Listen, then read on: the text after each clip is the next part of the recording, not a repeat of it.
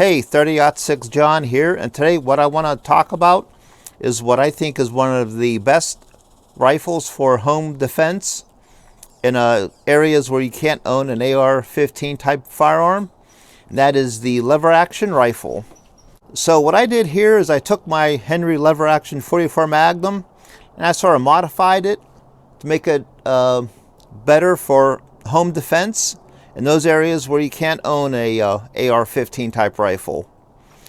One of the first things I did is I replaced the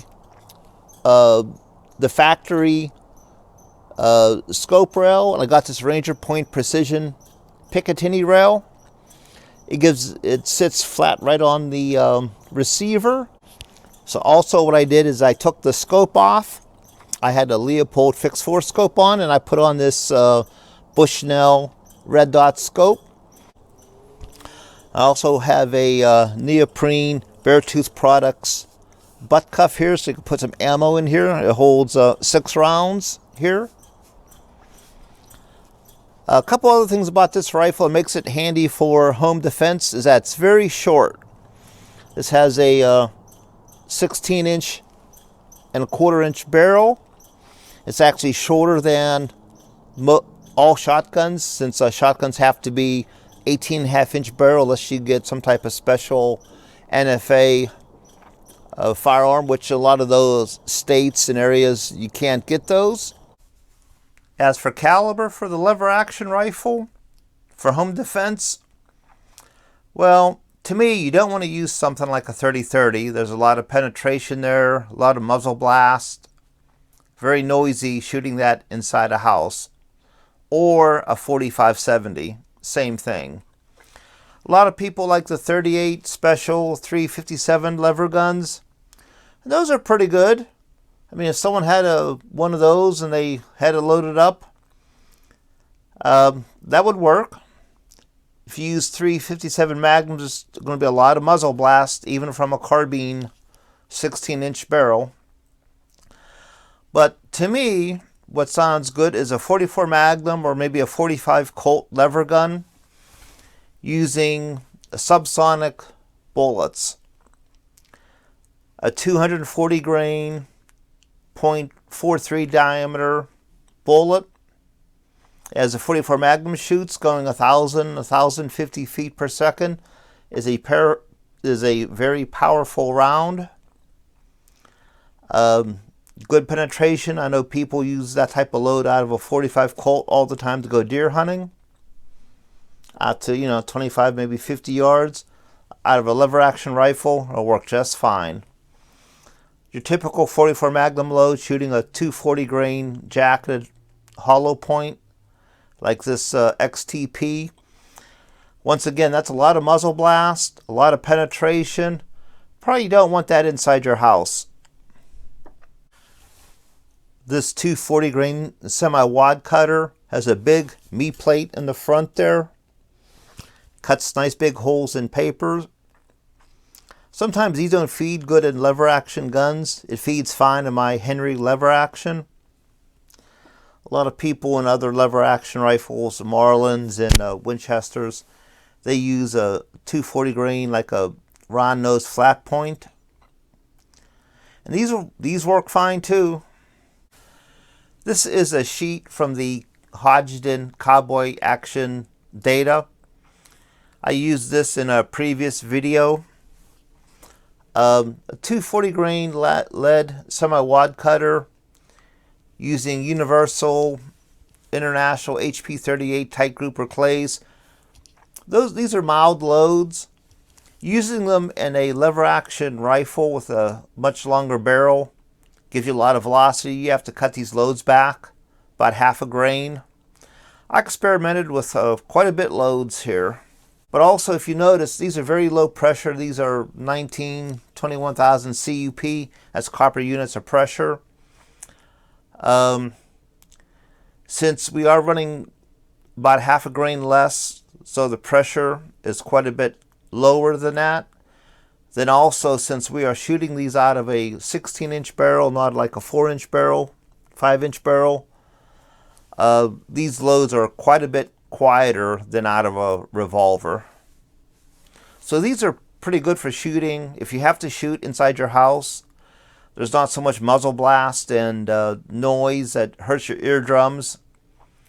And even if you have a time to put earmuffs on, your other family members may not be able to.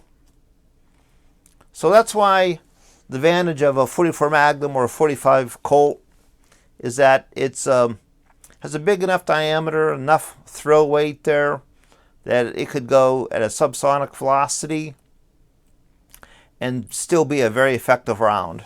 So the load that I finally settled on was using Hodgdon Universal 7.2 grains and alternating or switching back and forth from this locally cast 240 grain semi-wad cutter or this 240 grain round nose flat point cowboy bullet from Lightning Ammo. I have a lot of 44 Magnum brass. Just tumble it. I pick through, find all the same brand head stamp. For primers, I don't need Magnum primers, but I've been using these Winchester primers for large pistol. It says for standard or Magnum pistol loads, but for these loads you don't need a Magnum primer. So I created a ballistic drop table for this load. Ballistic coefficient of 0.151. That's a Hornady semi-wad cutter lead. Velocity of 1,035 feet per second. 240 grain.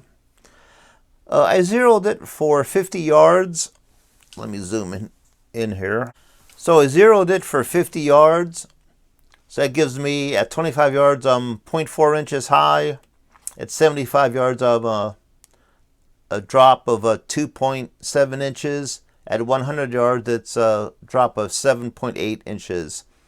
So this makes this load about a 75 yard round. In a self-defense situation or a home self-defense situation, that's a very, very long and very rare shot. Usually you're going to be shooting inside your house or maybe just outside your house.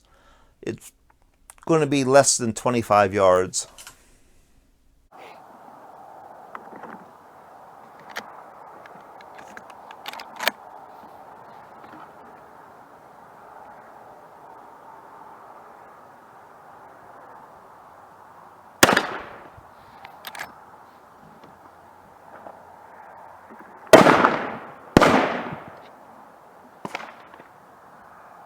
So after I took the Leopold fixed 4 off, I put the Bushnell red dot on, and I sighted the gun in for 50 yards. Final group was right about here. Shoots about 3 inches at 50 yards with these lead hand loads.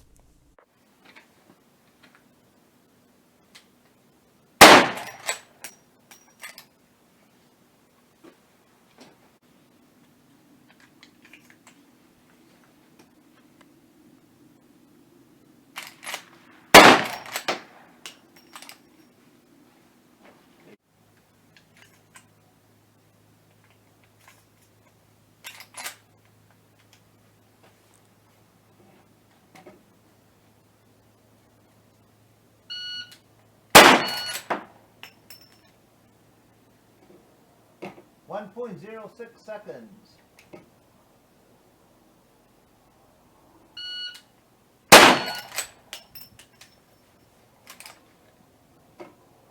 .16 seconds.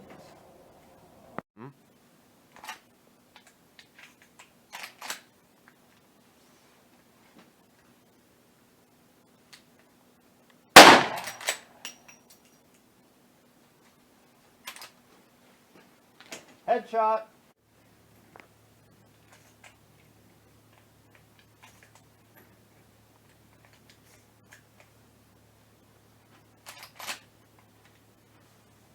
Eye ready.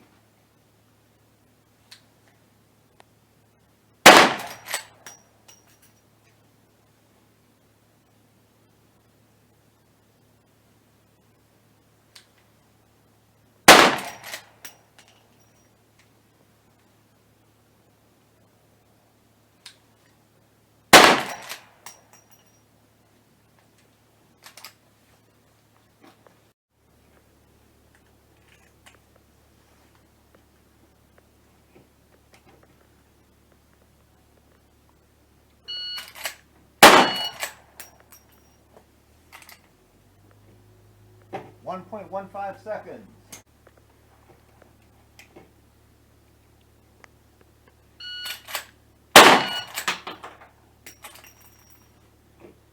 .16 seconds. So here's my target, standard cardboard IPSC target, 8-inch black shoot and see bullseye.